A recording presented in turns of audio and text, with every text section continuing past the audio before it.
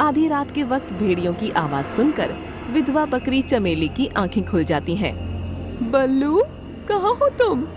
चमेली बकरी डरते हुए अपने झोपड़े से बाहर आती है। ये बच्चे कहाँ चले गए? कहाँ हो तुम बेटा? बल्लू, कहाँ हो तुम? आधी रात में वहाँ चमेली की आवाज सुनने वाला कोई नहीं था। मैंने कितनी बार कहा है रात होने से पहले घर आ जाया करो, लेकिन मेरी सुनता कौन है? अब आधी रात को उन्हें कहाँ ढूंढूं?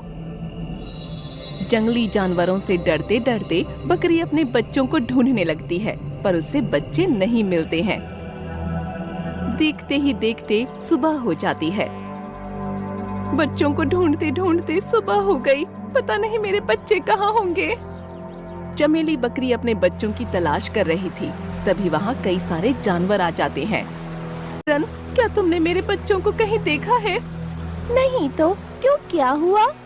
पता नहीं, मेरे बच्चे रात से कहीं चले गए हैं। चमेली, तुम्हें पता है ना, आजकल जंगल के बाहर खूंखार जानवर आते रहते हैं और मासूम जानवर उनका पहला शिकार होता है। कहीं ऐसा तो नहीं कि तुम्हारे बच्चों को उन जानवरों ने मार दिया हो? ऐसा मत कहो भालू भाई। तो अब तुम ही बताओ, वो रात से अब तक घर वापस क्यों नहीं लौटे? भगवान करे मेरे बच्चे सलामत हों। चमेली बकरी बच्चों को आवाज देते देते आगे बढ़ जाती है।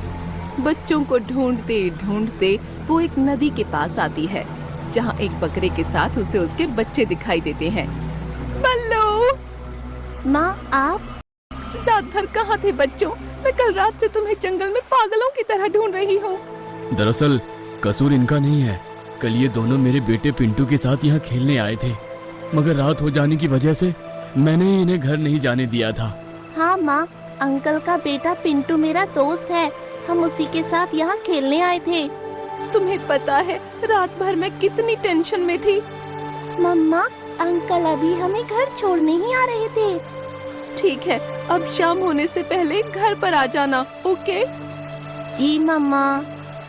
बच्चों को जिंदा देख चमेली की जान में जान आती है। वो गुलाब को आभार कहती है। मेरे बच्चों की जान बचाने के लिए आपका बहुत बहुत शुक्रिया।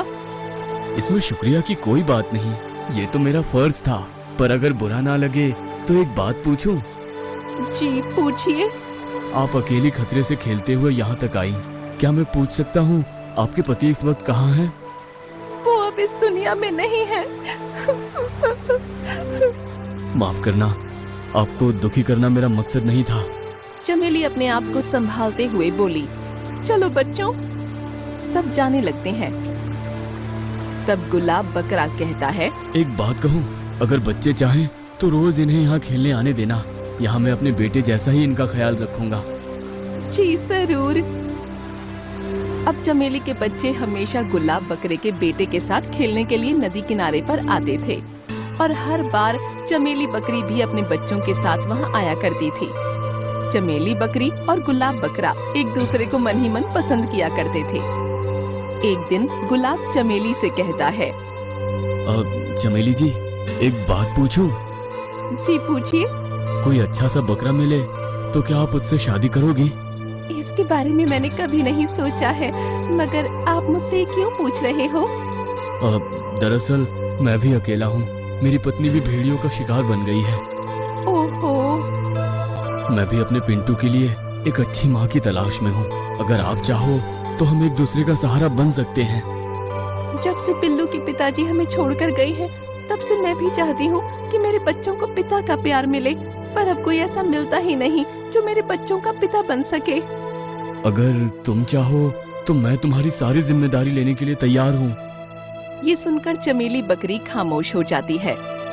क्या हुआ चमेली जी, आपको मेरी बात बुरी लगी क्या? नहीं नहीं, मुझे थोड़ा सा समय दीजिए, मैं आपको सोचकर जवाब देती हूँ।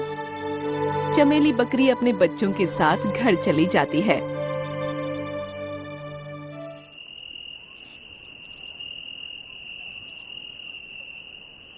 गुलाब कितने अच्छे हैं, मुझे लगता है वो हमारा बहुत ख्याल रखेंगे।